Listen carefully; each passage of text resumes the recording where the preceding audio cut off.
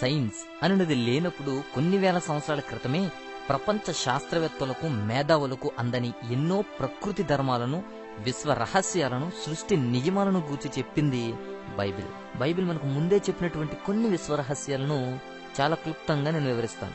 వీటిలో మొట్టమొదటిగా క్రీస్తు శకము 1648వ సంవత్సరం.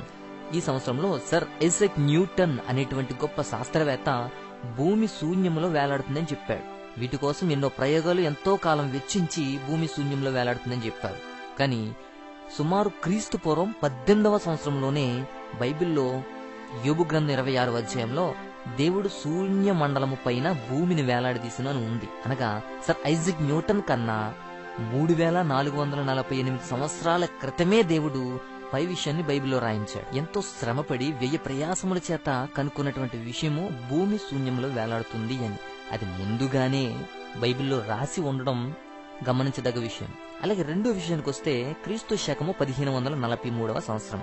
1543లో నికోలస్ కోపర్నికస్ అనేటువంటి గొప్ప శాస్త్రవేత్త భూమి కదులుతుందని, అంతేకాకుండా ఇలా సూర్యుని చుట్టూ తిరగడం వల్లే కాలాలు మారుతున్నాయని ఒక థియరీని బయటికి తీసుకొచ్చాడు.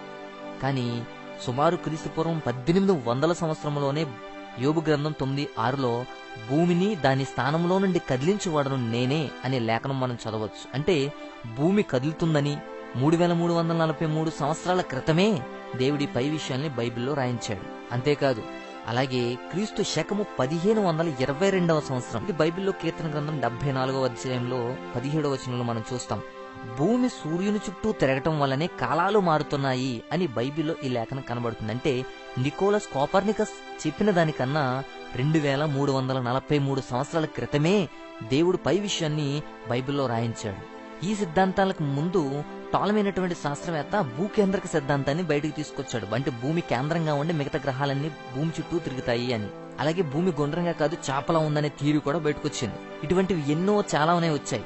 కానీ ఆఖరిగా నికోలస్ కోపర్నికస్ వీటన్నిటి మీద విజయం సాధించాడు. ఆయన చెప్పిన థియరీయే నిజమైంది. కానీ అది ముందుగానే బైబిల్లో రాసి ఉండడం చాలా గమనార్హం. భూకేంద్రక సిద్ధాంతాలు ముందు ఫెయిల్యూర్ అయినటువంటి సిద్ధాంతాలు ఏమీ కూడా బైబిల్లో లేవు, అవి అసత్యాలు కాబట్టి. కానీ నికోలస్ కోపర్నికస్ చెప్పినటువంటి ఈ సూర్యకేంద్ర సిద్ధాంతాన్ని బైబిల్లో మనం ముందుగానే వ్రాయబడి ఉండడం మనం గమనించవచ్చు. అలాగే మూడో విషయానికి వద్దాం. క్రీస్తు శకము 1610వ సంవత్సరం. 1610లో గెలీలియో టెలిస్కోప్ కనుక్కున్న తర్వాత చంద్రునికి స్వయం ప్రకాశక శక్తి లేదని, చంద్రుడు ప్రకాశించాలంటే సూర్యకాంతి అవసరమని చెప్పాడు. సుమారు క్రీస్తు పూర్వం 1800 సంవత్సరంలోనే బైబిల్లో యోబు గారు 25వ అధ్యాయం 6వ వచనంలో లేఖనం కనబడుతుంది, ఆయన దృష్టికి చంద్రుడు కాంతి గలవాడు కాదు అని రాయబడింది. బైబిల్లో సుమారు క్రీస్తు పూర్వం 740 సంవత్సరాల్లోనే వ్రాయబడింది. అలాగే యెషయి 13:10లో చూస్తే సూర్యుణ్ణి చీకటి కమ్మును, చంద్రుడు ప్రకాశింపడు అని వ్రాయబడింది. అంటే గెలీలియో కన్నా 2350 సంవత్సరాల క్రితమే దేవుడు పై విషయాలన్నీ బైబిల్లో వ్రాయించాడు. ఈ గెలీలియో గురించి ఒక చిత్రమైన విషయాన్ని నేను తెలియజేస్తాను. ఈ గెలీలియో డోలనావర్తన కాలాన్ని కూడా కనుక్కున్నాడు. ఈ డోలనావర్తన కాలం గడియారంలో చేసేటువంటి డోలనాలేంటి, డోలనావర్తన కాలాలేంటి, వీటిని ప్రవేశపెట్టింది గెలీలియోనే. వీటిని ప్రవేశపెట్టేటువంటి ముందు ఎన్నో అపజయాలను ఎదుర్కొన్నటువంటి ఈ గెలీలియో ఒక రోజు రాత్రి చర్చిలో కూర్చుని దేవునికి ప్రార్థించి సమయం గడుపుతూ ఉన్న సమయంలో చర్చిలో ఉన్నటువంటి క్యాండిల్ ను చూస్తూ అది చేసేటువంటి కదలికలు, అది చేసేటువంటి ఆవర్తనాలను గమనించాడు. అది గమనించినటువంటి గెలీలియో డోలనావర్తన కాలాన్ని ప్రవేశపెట్టాడు. అంటే దేవుని అనుగ్రహం ద్వారా ఈ గెలీలియో అపజయాలను ఎదుర్కొని జయం పొందుకున్నాడు. అలాగే నాలుగో విషయాన్ని చూద్దాం. ఈ మధ్య కాలంలో స్టార్స్ అన్ని ఒకే రకమైనవి కావు అని, బ్లూ స్టార్స్ అని, డార్క్ స్టార్స్ అని, మ్యాగ్నెట్ స్టార్స్ అని ఈ విధంగా రకరకాలుగా ఉన్నాయని కనుక్కున్నారు. బైబిల్లో సుమారు క్రీస్తు శకము 56వ సంవత్సరంలో 1 కొరింథీ పత్రిక 15వ అధ్యాయం 41లో రాయబడింది, సూర్యుని మహిమ వేరు, చంద్రుని మహిమ వేరు, నక్షత్రాల మహిమ వేరు అని రాయబడింది. అంటే అన్ని స్టార్స్, అన్ని నక్షత్రాలు వివిధ రకాలుగా ఉన్నాయన్న ఖగోళ రహస్యాన్ని బైబిల్ ఏనాడో తెలియచేసింది. అలాగే ఇంకొక విషయాన్ని కూడా చూస్తే క్రీస్తు శకము 1905వ సంవత్సరం.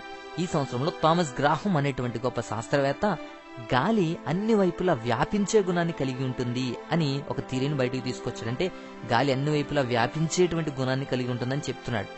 ఇదే మాట బైబిల్లో సుమారు క్రీస్తు పూర్వము 935వ సంవత్సరంలో ప్రసంగి గ్రంథం 1వ అధ్యాయం 6వ వచనంలో రాయబడింది, గాలి దక్షిణమునకు పోయి ఉత్తరమునకు తిరుగును, మరలా తిరుగుతూ తన సంచర మార్గమున వచ్చును అని వ్రాయబడింది. థామస్ గ్రాహం కన్నా 2840 సంవత్సరాల క్రితమే దేవుడు ఈ విషయాన్ని బైబిల్లో రాయించాడు. అలాగే ఇంకొక విశేషం దగ్గరకు వద్దాం. క్రీస్తు శకము 1662 సంవత్సరం. ఈ 1662లో రాబర్ట్ బాయిల్ అనేటువంటి శాస్త్రవేత్త గాలికి బరువు ఉంది అని చెప్పాడు. ఇది ఎంతో గొప్ప ప్రయోగం. ఈ రాబర్ట్ బాయిల్ గారి యొక్క ప్రయాసం గాలికి బరువు ఉందని చెప్పాడు. ఇదే మాట సుమారు క్రీస్తు పూర్వం 1800 సంవత్సరాల క్రితం బైబిల్లో యోబు గ్రంథం 28వ అధ్యాయం 25వ వచనంలో మనకి ఇలా కనబడుతుంది. గాలికి ఎంత బరువు ఉండవలనని ఆయన నియమించినప్పుడు అని వ్రాయబడింది. అంటే రాబర్ట్ బాయిల్ కన్నా 3462 సంవత్సరాల క్రితమే దేవుడు ఈ విషయాన్ని బైబిల్లో రాయించాడు. ఇంకొక విషయానికి వస్తే క్రీస్తు శకం 1522వ సంవత్సరం. 1522లో ఫెర్డినాండ్ మ్యాజిలియన్ అనేటువంటి శాస్త్రవేత్త భూమి గోళాకారంగా ఉందని తెలియచేశాడు. ముందు మనం చర్చించుకుందాం ఏంటంటే భూమి చాపలా ఉంది అని, భూమి గుండ్రంగా ఉంది అని ఈ ఫెర్డినాండ్ మ్యాజిలియన్ ఎంత చెప్పినప్పటికీ చాలా మంది చాలా సంవత్సరాలు నమ్మలేదు.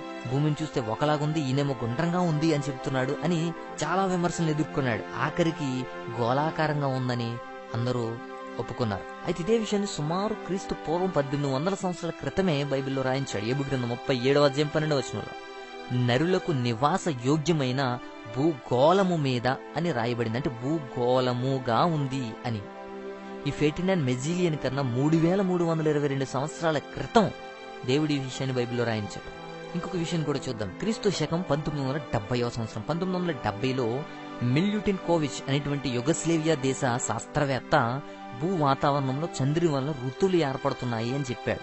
అంత మాత్రమే కాకుండా మరలా క్రీస్తు శకం 1990లో అమెరికాకి చెందినటువంటి ఒక శాస్త్రవేత్త జాక్వెజ్ లెస్కర్ అనేటువంటి ఈ శాస్త్రవేత్త కూడా భూ వాతావరణంలో చంద్రుని వల్ల ఋతువులు ఏర్పడతాయని చెప్పారు.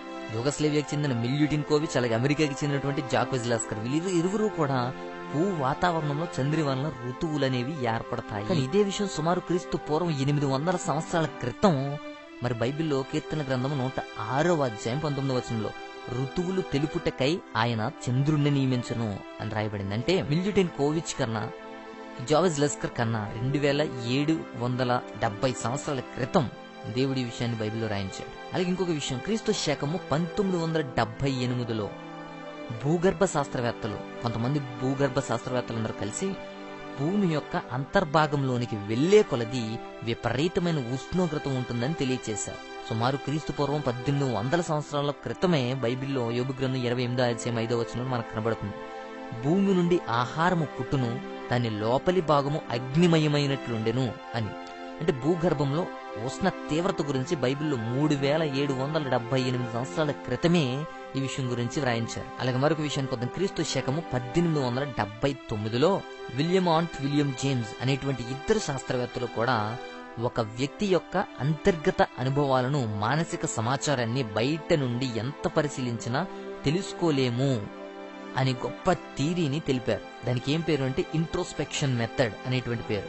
ఈ ఇంట్రోస్పెక్షన్ మెథడ్ ఏం చెప్తుందంటే ఒక వ్యక్తి యొక్క అంతర్గత అనుభవాలను, మానసిక సమాచారాన్ని బయట నుండి ఎంత పరిశీలించినా అసలు తెలుసుకోలేము అని తెలియచేశారు వీళ్ళిద్దరు, విలియం అండ్ విలియం జేమ్స్. ఇదే విషయాన్ని సుమారు క్రీస్తు శకము 56వ సంవత్సరంలో 1 కొరింథీ 2:11 ఒక మనుషుని సంగతులు అతనిలో ఉండే మనుషుని ఆత్మకే గాని మనుషుల్లో మరి ఎవరికి తెలియవు అని రాయబడింది. అంటే విలియం జేమ్స్ కన్నా ముందే 1823 సంవత్సరాల క్రితం దేవుడు ఈ విషయాన్ని బైబిల్లో రాయించాడు. ఇంకొక గొప్ప విషయాన్ని కూడా నేను తెలియచేస్తాను. ఈ రోజు అంతర్జాతీయ మార్కెట్లో అతి ప్రధానమైన వస్తువుగా పెట్రోలియం చలామణి అవుతుంది. ఇలాంటి పెట్రోలియం చమురు భూగర్భంలో ఎక్కడ ఎలా దొరుకుతాయో బైబిల్లో ముందే రాయబడింది. సుమారు క్రీస్తు పూర్వం 1845వ సంవత్సరంలో ద్వితీయోపదేశ కాండము 33వ అధ్యాయం 19లో ఇసుకలో దాచబడిన రహస్య ద్రవ్యమును పీల్చుదురు అనే వాక్యం స్పష్టంగా మనకు కనబడుతుంది. అదేవిధంగా ద్వితీయోపదేశ కాండం 32:13లో చెకుముకి రతిబండ మీద నేను అతనిని జుర్రించెదను అని. లాటిన్ భాషలో పెట్రో అనగా బండ అని అర్థం. బైబిల్లో వ్రాయించిన వాక్యంను విశ్లేషిస్తే రోజు ఇసుకతో నిండిన ఎడారి ప్రాంతంలో భూమి యొక్క అంతర్భాగంలో కొన్ని వందల మీటర్ల దిగువన చికుముకి రాతి పొరల మధ్య చమురు నిక్షేపాలు ఉన్నాయి. వీటిని పైపులు వేసి పైకి తీస్తున్నారు.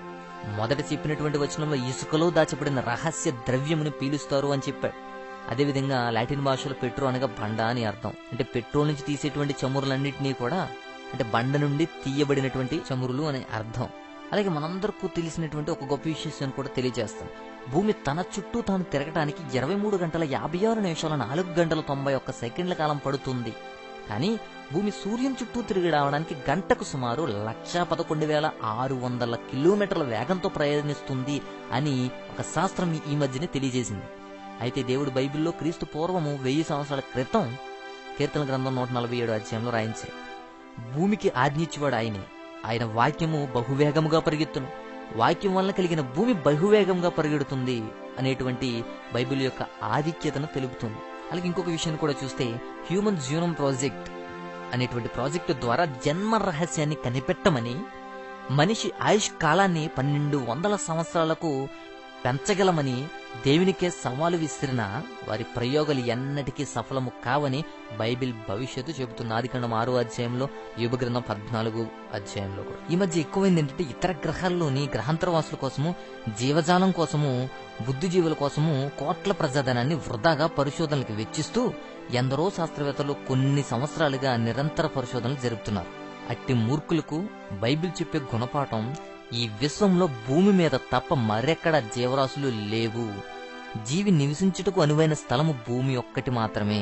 అంత మాత్రమే కాకుండా చారిత్రకమైనటువంటి ఆధారాలకు, చరిత్రకు, అలాగే పాలనకు, రాజ్యాంగానికి కూడా బైబిలే ఆధారమవుతుంది. అంతేకాకుండా అనేకమైన చారిత్రక కట్టడాలకు కూడా, గొప్ప ఇంజనీరింగ్ ను కూడా బైబిల్లో మనం చూడొచ్చు. వైద్యాన్ని, మెడిసిన్ ని, ఆయుర్వేదాన్ని, మన భారతీయులు గొప్పగా ప్రస్తావిస్తున్నటువంటి ఆయుర్వేదం గురించి కూడా మనం బైబిల్లో చూస్తాం. భారతదేశంలో పుట్టింది, ఇక్కడే పెరిగింది, వీరి వల్లే సాధ్యం అని భారతీయులు గర్వంగా ఆనందపడుతున్నారు. కానీ సొలొమోను రాజు పరిపాలన నుంచి ఈ ఆయుర్వేదం అమల్లోకి వచ్చిందని మనం బైబిల్లో చూడొచ్చు.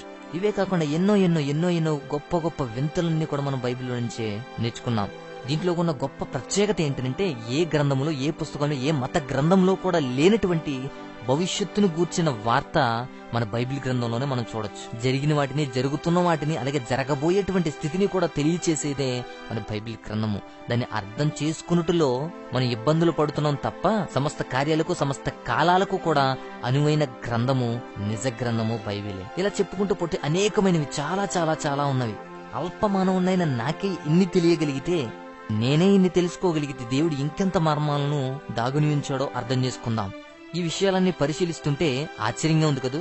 ఆలోచిస్తే నిజంగా ఇది పెద్ద అద్భుతము, అపూర్వము. ఎందుకంటే ఈ రోజున వైద్య రంగంలో, పరిశ్రమల్లో, అంతరిక్ష ప్రయోగశాలల్లో అత్యాధునిక సాంకేతిక పరికరాలు ఉన్నప్పటికీ ప్రపంచ శాస్త్రవేత్తలు, మేధావులందరి మెదల్లో పుట్టుకొచ్చిన వాటిపై ఆధారపడి వీటినన్నిటిని ఉపయోగిస్తూ వేల కోట్ల ప్రజాధనాన్ని ప్రయోగాల పేరిట, పరిశోధనల పేరిట ఖర్చు చేస్తూ వందల సంవత్సరాల నుండి ప్రయత్నం చేస్తున్నారు. కానీ సర్వజ్ఞాని అయిన దేవుడు మనం ఎలాంటి ప్రయోగాలు, పరిశోధనలు చేయకపోయినా, ఖర్చు పెట్టకపోయినా, సైన్స్ కన్నా కొన్ని వేల సంవత్సరాలకు ముందే సకల శాస్త్రాలను తలదెన్నేటువంటి అతి విలువైన తన వాక్యాన్ని బైబిల్ ద్వారా విశ్వ మానవాళికి ప్రకటించాడు. కావున క్రైస్తవ్యం అనేది మతం కాదు, మోక్షానికి మార్గం, మనం చేరేటువంటి గమ్యానికి దిక్సూచి. బైబిల్ను మత గ్రంథంగా కాకుండా జ్ఞాన గ్రంథంగా అందరూ కూడా ఉపయోగించాలి, ఆదరించాలని అందరిని కోరుతున్నా. అట్టి విలువైనటువంటి గొప్ప జ్ఞానము దేవుడు మనందరికీ అనుగ్రహించునుగాక. ఆమేన్.